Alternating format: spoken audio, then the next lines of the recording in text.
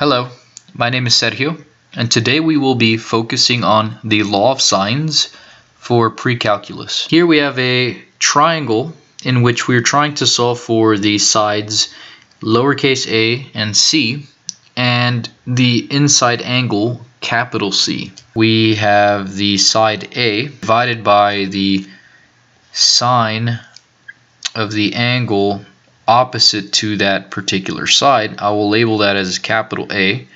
That is equal to the side B, which in this case is 7, divided by the sine opposite to that length, which is 45 degrees.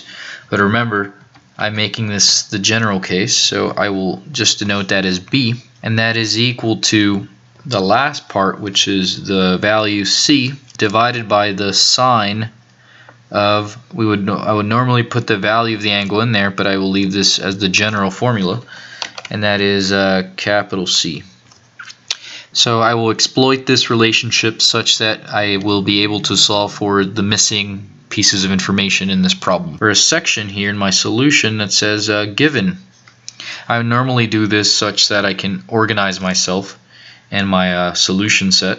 So here I know that really I have A, C, so 7 has to be equal to B because that's the missing value there. And then I know that capital B is 45 degrees because that's the side, that's the angle opposite to the side of 7. Capital A is equal to 40 degrees because that's the angle opposite to A. So notice here that I could use this side of the equation because I know what lowercase b and capital case B are, and I know what A is equal to. So if I start to populate the formula, I have A, which is what I'm after, divided by the sine of capital A, which is 40 degrees in this instance, and that's equal to 7 divided by the sine of 45 degrees.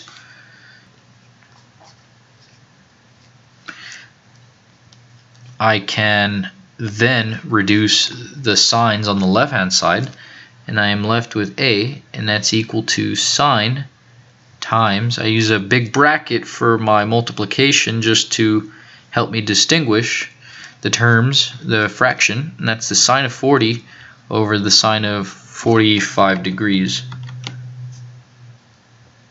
Just like that. So that's 7 times the sine of 40 degrees divided by sine of 45 degrees. I will go ahead and substitute this in my calculator. 6.36. Right, and I will now just write this in the box formation, which indicates that this is my answer, and it's approximately equal to, because of the fact that we expressed it in terms of a decimal and not the exact value. I know that the sum of the interior angles has to be equal to 180 degrees. So therefore, I can say that 180 degrees is equal to A plus B plus C. And then I can solve or rearrange this equation by subtracting both sides of this equation because it's an equality by A and B. So then I'm left with C is equal to 180 degrees. So then I now substitute in the values for A and B. So A is 40 degrees and then B is 45 degrees. 95 degrees.